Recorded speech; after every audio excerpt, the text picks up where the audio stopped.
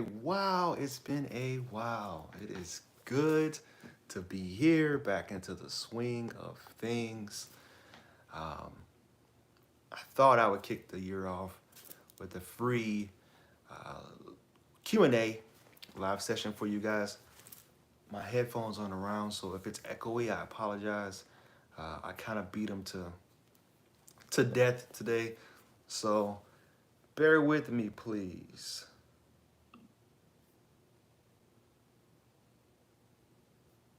I'm trying to make sure that I got myself rolling here.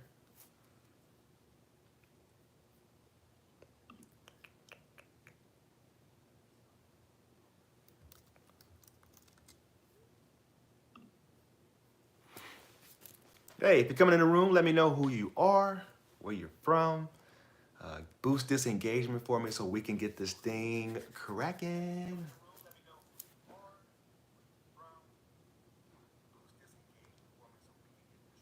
I'm looking at my background here. I got my tent set up over there because my daughter got a tent for Christmas and she likes to build forts. So I was like, well, let's just buy you a whole entire tent and we could put it in the house because we can't put it outside. Right now it's snowing. Here, well, it's not snowing, but it's a lot of snow on the ground, which is why I got this Scruff McGruff going on. I don't know if you guys ever seen that before.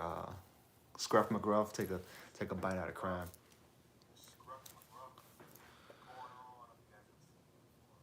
Let me know who you are, where you from. Like this live feed, and let's get things kicked off for 2021. And let's make this the best year yet. So my next title of my video is going to be how the dismissive avoidant sabotage. And right now I'm just, taking my notes down for that, reflecting on some of the people that I've worked with in the past and comparing stories. So I can give you guys some of the most accurate information I have. Veronica, hey,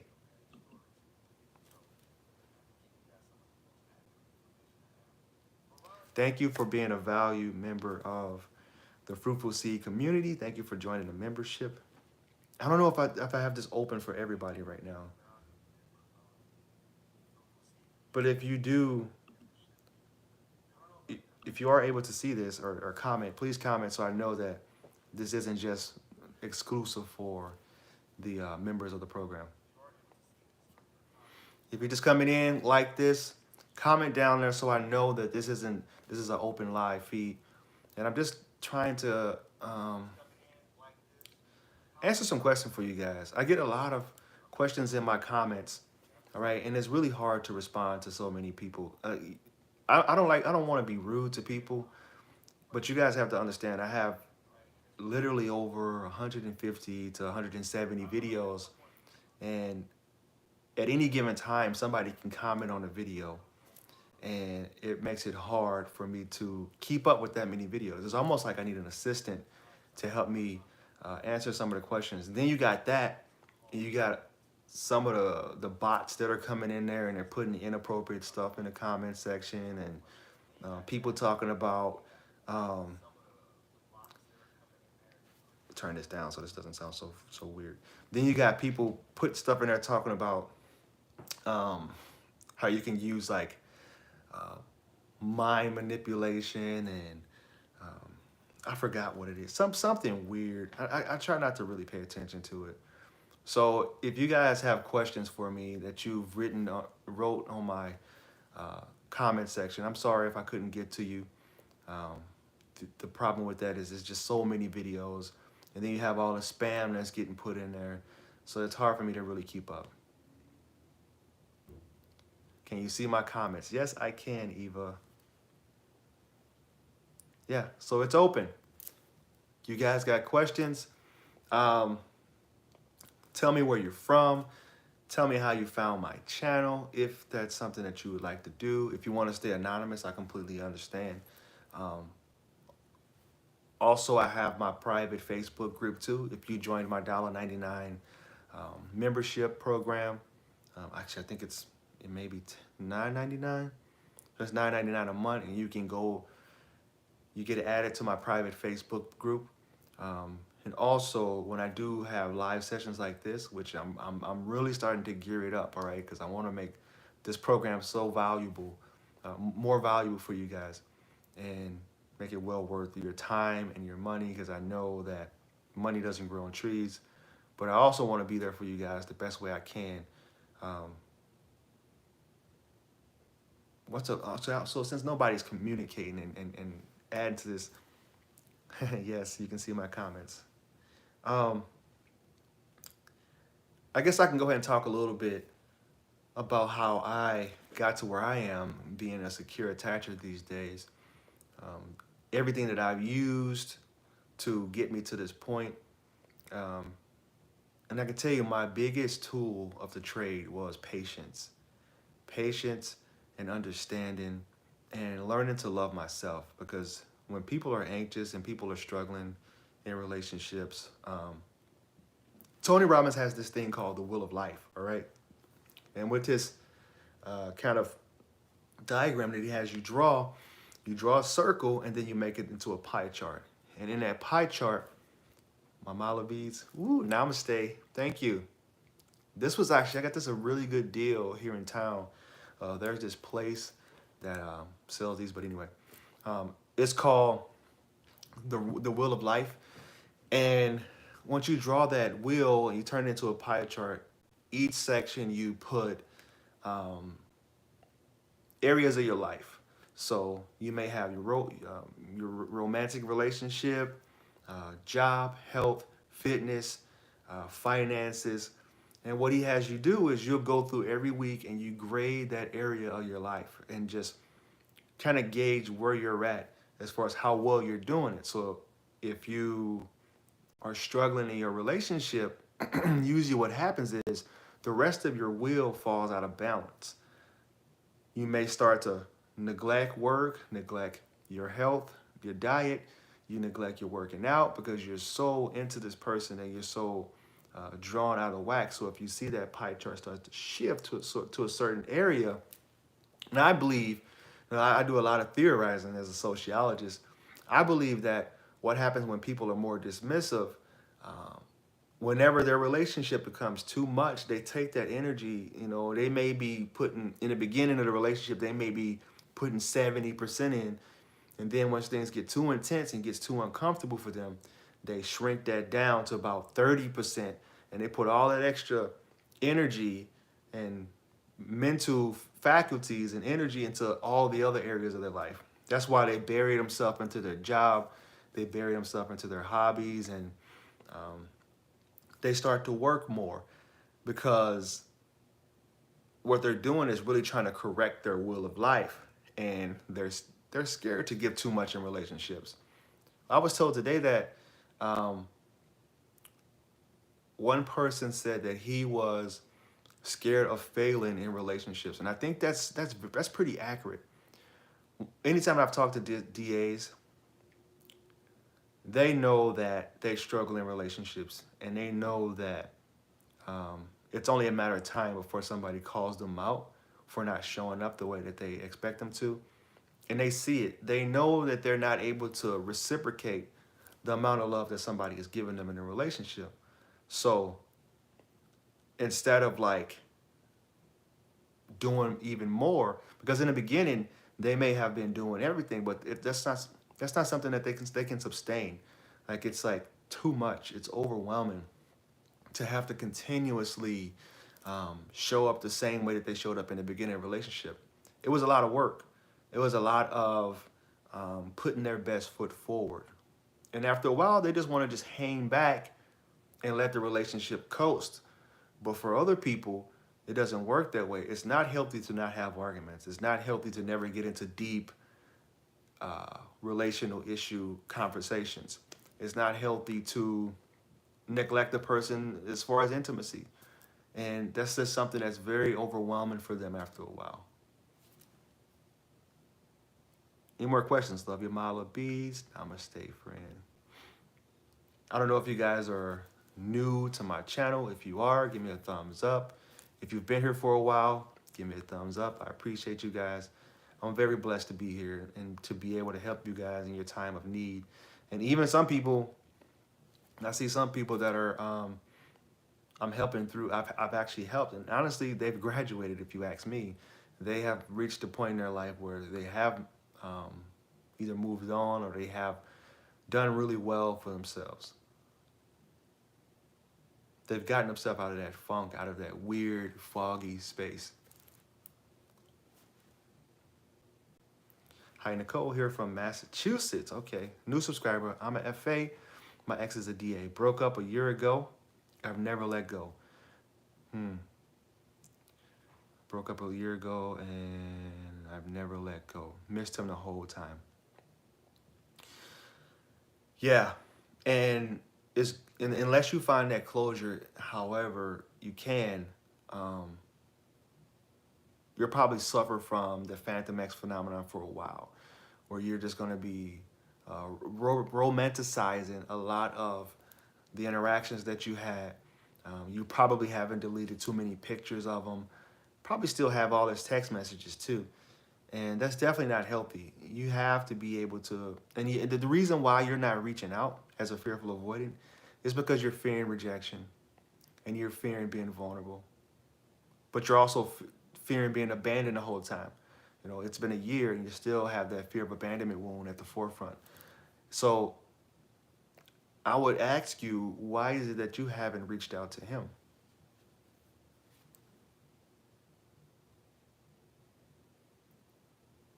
I'm listening to What Makes Love Last by John Gottman. John Gottman, listen, Dr. John Gottman Institute is a state over from me.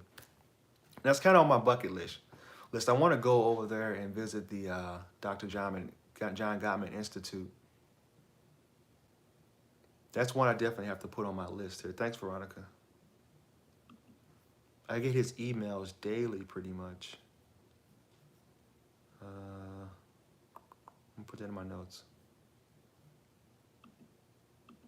For those of you guys who like my videos, but you don't have time to really listen to my videos or watch a full-length video, I have a podcast out too. It's on Audible, it's on Anchor, and it's on Spotify. It's called the Mindful Love Podcast. Eventually, I'm going to strip all of my videos down and put them on Audible version.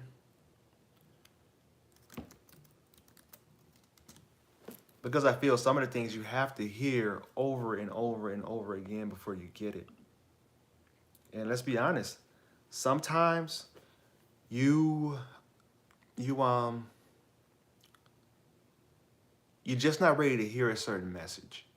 All right, I did a video talking about that, about what you hear right now. You may not be ready. Your mind may not be open enough to the possibility. Because I tell people that you can move on and you'll be able to find somebody differently. But when you're anxious and when you're triggered into your anxiety and your love addiction, it's really hard to think that way. It's really hard to even look at somebody else romantically. But then they come back to something, a video, 3 months later, maybe 6 months later, and they start to realize that, all right, this person was talking the truth. Maybe you could talk a little bit about getting afraid of opening up and loving again.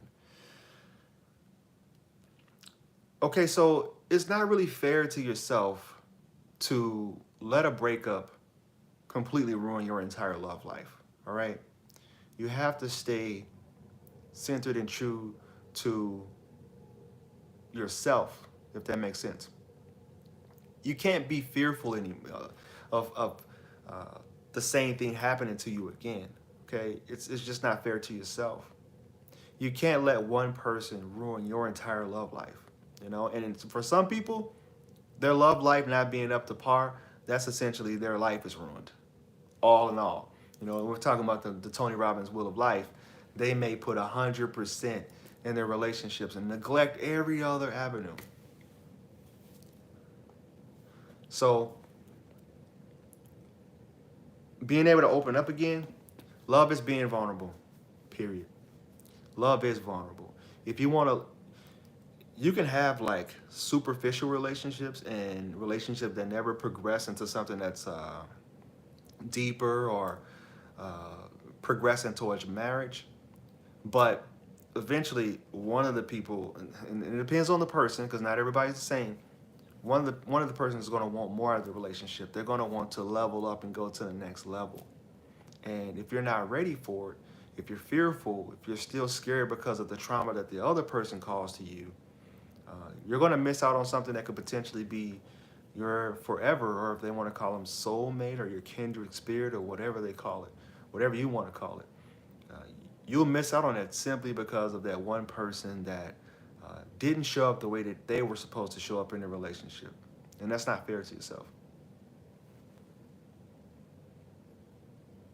Was that helpful, Eva?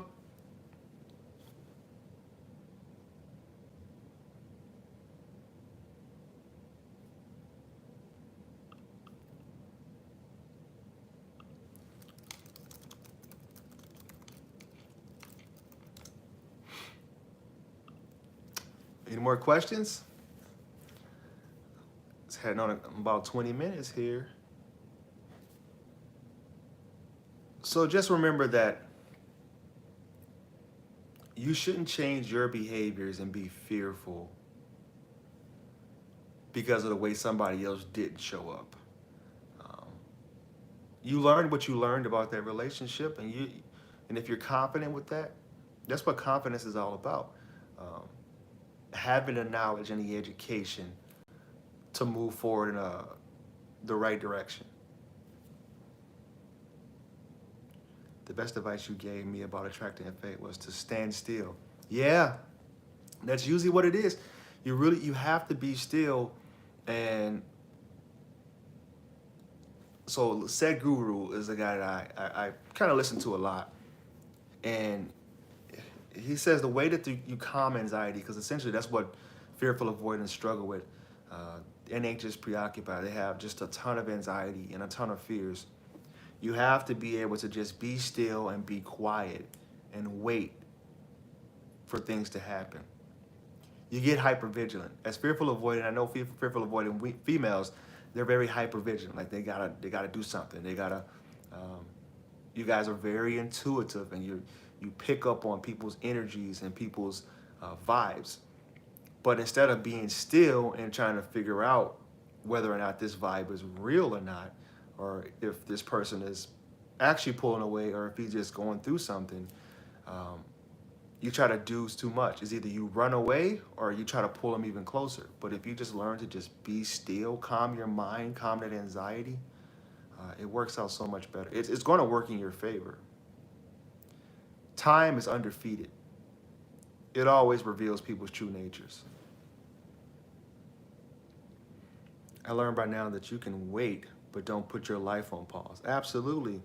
You wait and you get involved in other things. So that's the thing about patience. People think that they have to put their life on pause. But you just get busy doing other things. It's almost like stocks. You know how Coinbase, I got Coinbase, sorry. Cryptocurrency right now is going crazy. Um, you make your investment and you walk away. You don't look at the app. You don't think about it. You understand that, you know, I showed up the way that I was supposed to in a relationship. I planted good seeds in that person's mind. I probably was one of the best spouse or girlfriend, boyfriend that they've ever had. And you have faith in that. And then you go get busy doing other stuff, whether it's like going into working more, reconnecting with friends, families, hobbies, or even dating other people. You know, you don't have to completely put your life on pause and sit in a corner waiting for that person to come back. Because usually you end up disappointed. And that hires your expectations for them. And you already know what I feel about expectations. Expectations are premeditated resentments. I learned by now that you can wait, but my message was cut off. Sorry, there is more. He's back talking with me. I'm still afraid, but don't want to mess up. What's the key word right there? I'm still afraid. Faith and fear can't coexist. You know what the youngsters say, you got to shoot your shot. Shoot your shot. If it gets rejected, then you have clarity. If it gets accepted, then you got even more clarity, but you can be rejoicing then. My mom used to tell me that closed mouths don't get fed, okay? And if he's back in the picture and you're back talking, and you guys have been broken up for a long time, don't expect for him to make the first move. You're gonna have to make the first move. Get him in person, meet up, catch up. If you're just snapping each other, just little random nonsense conversations, that's not gonna do it.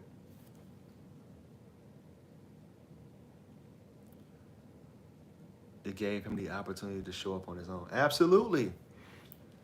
You ever notice that when you talk to somebody that has more anxiety than you do, they tend to, I think I think the police use this too, or whatever, the law enforcement. They tend to give things up on their own. They tend to correct themselves. I used to watch a show called Dog Whisperer. It was by, it was a show on, I don't know, AMC or something. And there's a guy named Caesar Milan, and what he would do is rehabilitate dogs. And the way that he would do it was he'd have a pack of very calm, very well-trained dogs with submissive energy, and he'd bring in the dog that needed to be rehabilitated. And when the dog comes in, you know, all that anxiety, all that negative energy, the other dogs very quickly put him in his place, and he started to feel weird by it. The dog started to feel weird, and he did that over and over again. He would tire the dog out, and he would put him around calm, submissive dogs, and they'll just, after a while, the wheel got broken. And if you ever notice that when you're talking to somebody that's more anxious than you can just look at them, shake your head, nod your head, and they'll just give it all away. You know, and sooner or later, they'll start to think about, all right, I think I'm just tripping. Maybe it's just me. Maybe she's not threatening me. Maybe she's not trying to take my freedom from me and take my independence from me. Maybe she really does love me. Maybe she wants to be with me. And then you just sit back and you're like, are we good now? Good. Let's go have some dinner.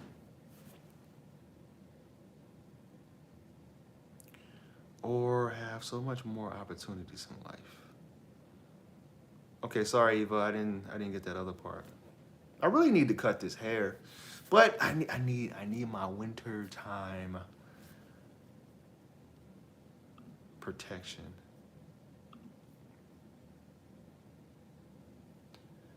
Any more questions? I'm gonna head out. But it's good to see everybody. I still have subscribers, so I'm blessed. Still have people believing in me. If you haven't followed my Instagram account, I post quotes on there daily. If you haven't joined my membership yet, there are discounts for one-on-one sessions. I got it's discounted one-on-one sessions, and I think the sessions are nice because you can do nice little oil changes.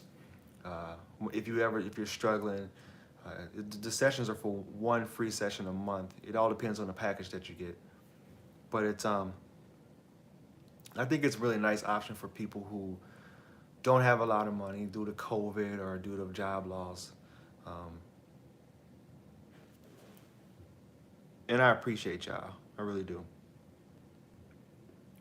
Would like to be kept anonymous, but I'm struggling to move on from the DA. That's fine. I'm all about anonymous. Somebody that worked in this field for a long time. You know, that's a lot of this is reason. A lot of people stay quiet because they don't want to be revealed, and I understand that. Would like to be kept. After taking a step back, I learned that he had a lot of issues and maybe not the best relationship with me because he dismissed a lot of. I think you got cut off. Hi, Coach. My FAX of 6.5 years broke up with me 3 months ago, and Monkey Branch rebounded to a relationship a few weeks after. What is the likelihood of her coming back? I guess I would ask you, why would you want her back? 6.5 years is a long time to be with somebody, and chances are they understood that. Anytime I see a rebound relationship, I always have to think and ask, Was that person around the whole entire time? Or was they around for a good amount of time? Because usually when people rebound, it's not for somebody that's really new to their life. It's been somebody that's been hanging around, maybe liking multiple pictures on Instagram or Facebook, and then when they decided to pull the plug from you, they went ahead and moved on to this other person. So I would ask you, why would you want that person back? I mean, you've given 6.5 years to this person, and time is a non-renewable resource. Enjoy it for what it was and move on, because obviously she did. Now, I'm not here to give you, tell you what to do, but you can ignore reality, but you can't ignore the consequences of ignoring reality. And this person was thinking, I've given this person the better part of a decade, and things haven't progressed and things haven't gotten any better. So I'm going to go to I'm going to speed up. Come back 3 months from now, 6 months from now. If anything, be happy for her. If you really loved her and you want to see her happy, be happy that she found somebody that's more compatible. You go out and find somebody that's more compatible for you. She did you a favor by by turning you free and letting you go find somebody that's more compatible, because she realized that something wasn't working in this situation or this relationship. My needs. It hurts my pride to reach out because I felt rejected and I'm scared of being hurt again after the breakup. Because this breakup has broken me, but I'm scared of never getting it. So here's why it's important closure that I need to do. I just move on or take this risk of reaching out that might hurt me again. Here's why it's important for you to develop yourself and become a secure attacher before going back. It's okay, because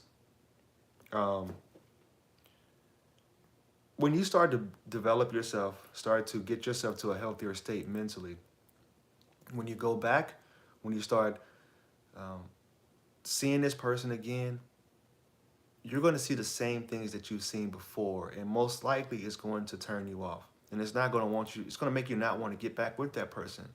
Because if you bury yourself in personal development and getting yourself right mentally, you don't want to go back. It's like somebody joked with me, this must have been easily a decade ago. They were saying, why would you take a shower and get yourself all clean and then put the same dirty clothes back on? And I'm not comparing relationships to dirty clothes or, filth. But if you've done so much work on yourself the right way, not just sitting around for a whole year and hoping and praying that that person reach out for you first. I mean, I would hope that you were seeing other people, you were developing yourself mentally. What's up?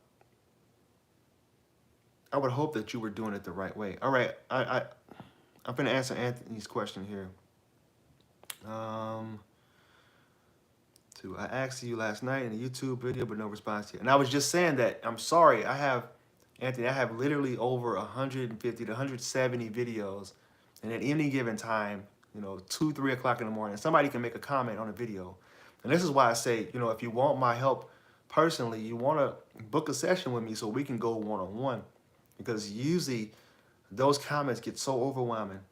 And then you got the spam, and then you got people in there saying, oh, my spouse did voodoo or black magic, and man did black magic and brought my ex back. And it's like, okay, well, so I guess if people fall for that, then that's on them. But don't take anything personal, buddy.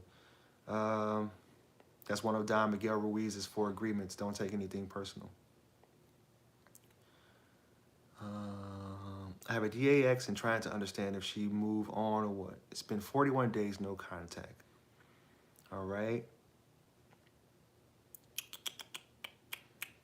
I found out through a friend she's been depressed, it seems. Yes.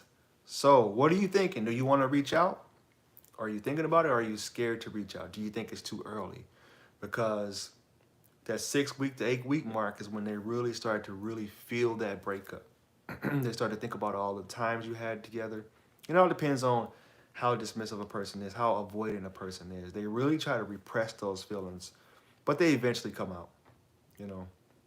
And if it's the holiday season, what I'm learning is more people are having those emotions come out right now compared to like if you were to break up over the summer.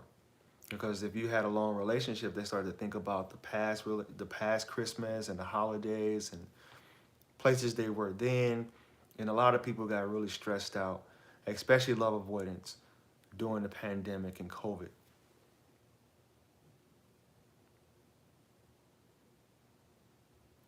Reach out. Don't be scared, man. It's if it's 41 days, it kind of pains me to know that you know the exact days that it's been. That lets me know that instead of working on yourself, trying to become more of a secure attacher, filling in your knowledge gap so that you can show up better, you've most likely been sitting around or maybe stalking or obsessed about getting her back, which means honestly, that's wasted time. That is an absolute wasted time. You need to find yourself again and work on yourself, because if you do get her back, I can tell you what's going to happen. They're going to do the same exact thing that caused her to leave the first time. This is why it's important to really work on yourself. Feel the consequences of the breakup. I don't like that terminology, man. I don't like that terminology. I don't like when somebody is doing no contact simply to make the person feel consequence or pain. Because any given time, somebody can get up and leave and walk out of your life. And you have to be okay with that. You have to be uh, content with that. Because we go through seasons in life. And not everybody are meant to stay in your seasons, all of the seasons. There can be people that you meet in the springtime and you be broken up by the wintertime. And you have to be okay with that. You don't want to inflict punishment on that. That's bad karma you're putting off into the universe. You know, that's bad juju. And you know, Dr. Wayne Dyer says, how others treat you is their karma, how you respond is yours. So if you want her to feel some type of punishment and if you want her to inflict pain so you can get her back, um, that's just not it. If you loved her and you really cared about her, you wouldn't want her to feel pain at all. You would want her to be content with her decision. And I know this is early on. This is early on in the process. I know you're still heartbroken and you don't want to hear anything that goes against your narrative that you have in your mind right now. But you want her to be happy. The purpose of coming, anytime you exit somebody's life, you want to make sure that you left that person um, life better off than you did when you guys first met. You want to have brought some type of value to their life and happiness. But I know what you mean. Um, that reminiscing phase is around the 2 month mark where they start to like wonder about you and get a little bit antsy about you. I've been trying. I almost moved on already. I was stalking some, but I tried to work on myself. Not sure how to best do that though. I don't know if I should reach out just yet. I hear it's best to let them do that. Who did you hear that from? That it's best to let them do that? Because if it's a love avoidant, they're probably going to think that you've moved on before them. If you're somebody that's anxious, if you're somebody that needs that quality time and that physical touch, they're most likely going to feel like you've just moved on.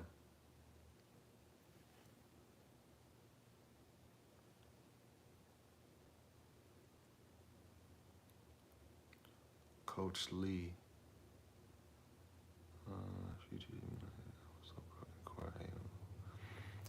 Why would you want that back, brother? I wouldn't want that back. I never support relationships that are malicious, that are abusive. You wouldn't want that back because this is essentially what you're missing, all right? You're not missing that person. People who struggle from narcissistic abuse, they form a codependency with that person. And they feel as if that person is the only love that they'll ever have and the only person that they'll. Uh, it's an illusion. And narcissists are good at breaking you down mentally and build you up the way that they want you. I mean, that's kind of what Coach Blah, I'm not going to say his name, said, it needs to feel the Consequences of the breakup. She didn't give a about my. Yeah, man. I don't like. I'm all about love and positivity over here, so I never try to inflict any type of ill will on people, because at the end of the day, I am an observer of the world. I am not of the world. You know, this we're here for a short time. I want everybody to be happy and healthy.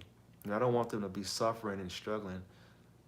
I don't care who it is. If it's my ex, I don't care if it's um, my worst enemy, which I don't have enemies. I don't think I do. I might. I don't know. So you do want her to feel, what it's like to not have you. All right. You want to give them the gift of missing you. That's basically what you want to do. Maybe you could tell something about affirmations. They at least helped me, and you know my story. Okay. I feel bad for her. She lost her mom. And that's basically what it is. I think you're scared of leaving her and abandoning her. You feel like you need to be her savior and like you need to be there for her.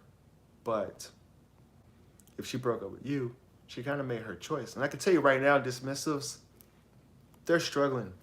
And I kind of got this theory that I was toying with about. Um, I think they struggle the most in the winter months.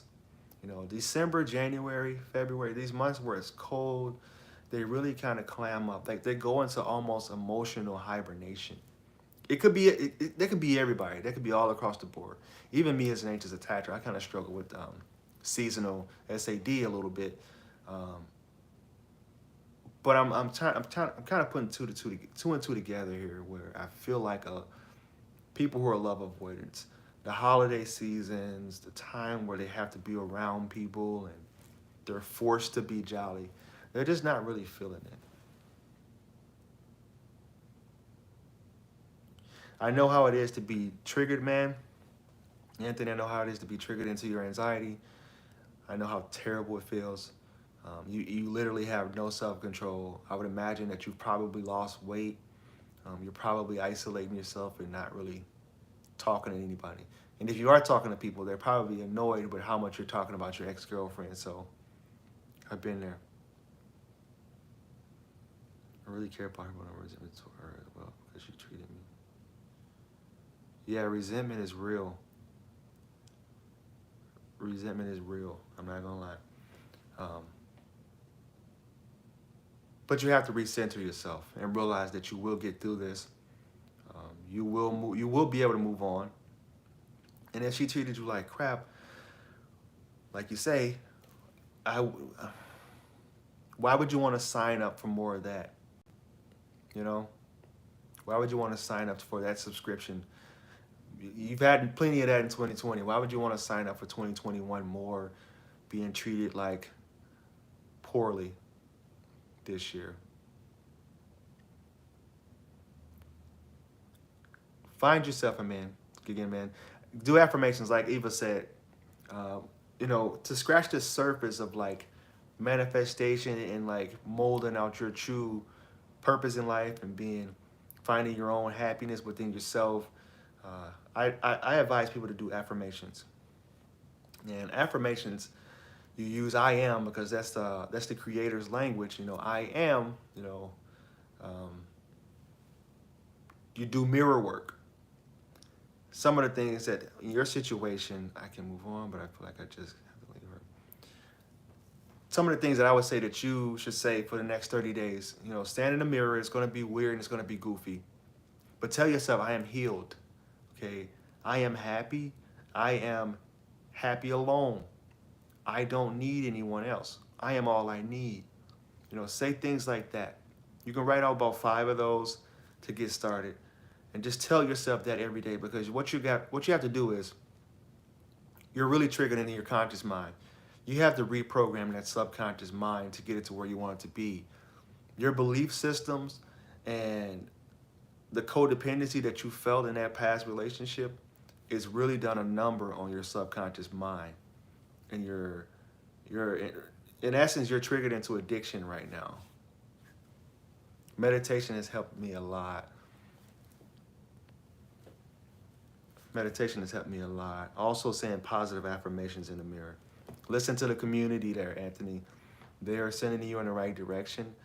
I am in control of my emotions. Woo! Thank you, Eva. That's one we worked on. You want to make sure that you listen to these people. They're not telling you anything wrong.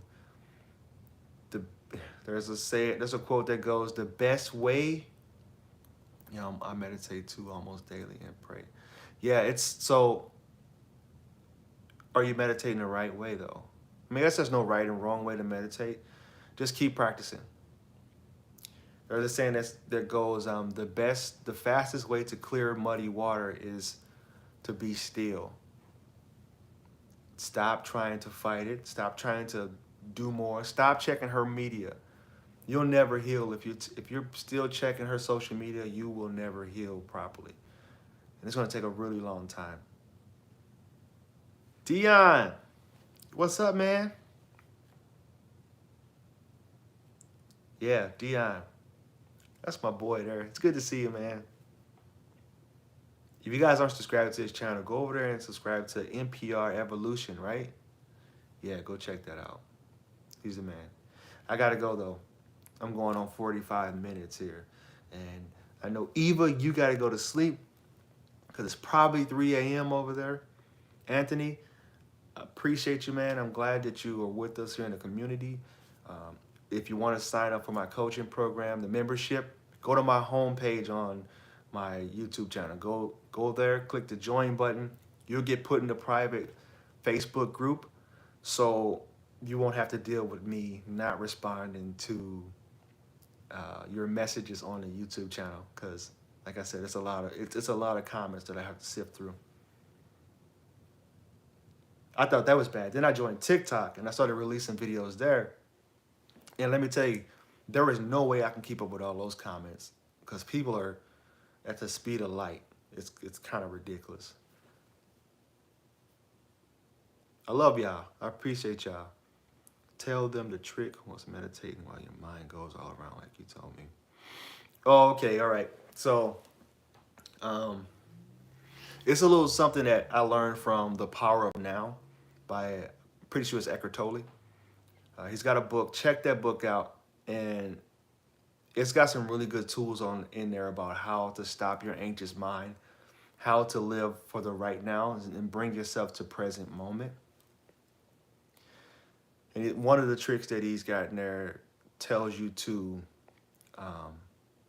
close your eyes, and picture in your mind like a stop sign, and just focus on that stop sign. And I think he said do it for about a minute. Like, you can read the book and check it out for yourself. It's been a while since I read it because I kind of revisit it sometimes. But you basically ask yourself, what's my next thought? And that very next thought will usually be blank. For a split second, you completely stop all your thoughts. It's called The Power of Now by Eckhart Tolle. It's a good book. I'm pretty sure that, I can't remember what movie it was. It might have been like Deadpool or something. But he was listening to the audio version. He was sitting on his ground. He was listening to the audio version in his apartment. Now, I thought that was funny. I was like, oh, wow, he's trying to meditate. Chicago, I would get over her and done. I know she'll regret it and come back.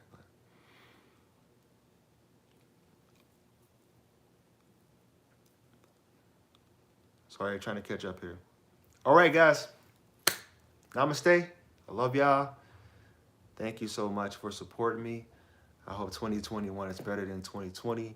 And until next time, peace.